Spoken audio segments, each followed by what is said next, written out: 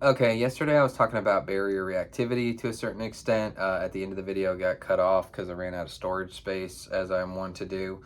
So I just want to kind of finish up with some more thoughts on that as it applies to dog.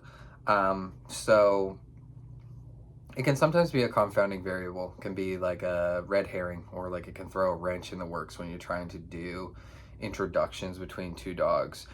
It makes sense to have something there between them, or if you had a muzzle on this dog and a muzzle on that dog, that would make sense. Like, it's really not a great idea to have one dog on muzzle and one dog not, because the one dog who's on muzzle can't defend themselves. And also, like, if the dog is not conditioned to like wear a muzzle, um, if they haven't had any conditioning, so that they at least tolerate it, but ideally enjoy it. Like, it should be as natural, it should feel as natural to them as wearing a collar does. And a lot of people just don't get to that point. They just resort to a muzzle when they like break glass in case of emergency needed, like at the vet or a situation like this.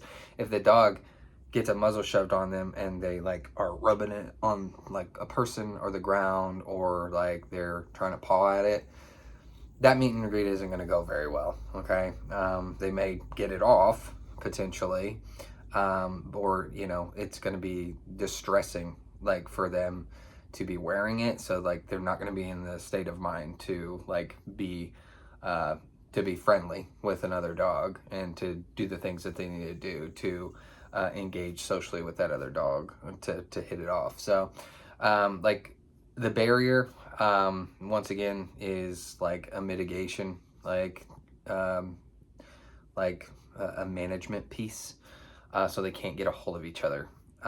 So when I worked at the shelter, when we had a prospective adopter that already had a dog at home that wanted to adopt a shelter dog, they would bring their dog on site and they would have the dog approach the fence line when the shelter dog was in the play yard. And we would kind of use that to assess whether next steps were advisable based on how that interaction through the fence went. And so, like, lots of dogs did really poorly with this, and like a number of them, probably the right call to say, hey, like, I don't like it. I'm gonna call it. I'm gonna trust my gut. It's not. I don't think it's gonna work out. Probably, like, probably so. It just depends on how extreme that reactivity is presented. There are a couple dogs, like more than a couple dogs, that were presenting that behavior, and they probably could have done just fine with an unimpeded meet and greet. So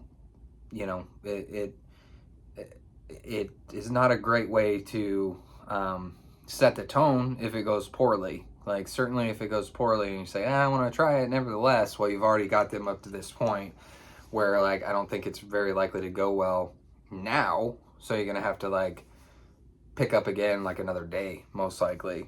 But sometimes this can really shoot you in the foot on your goals with introducing a dog to another dog.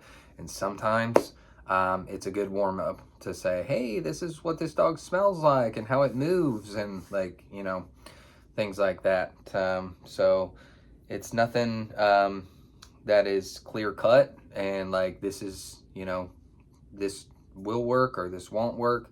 It's kind of a toss up. So, that's why also this is a second video, because there's a lot of ambiguity. And yeah, thanks for watching.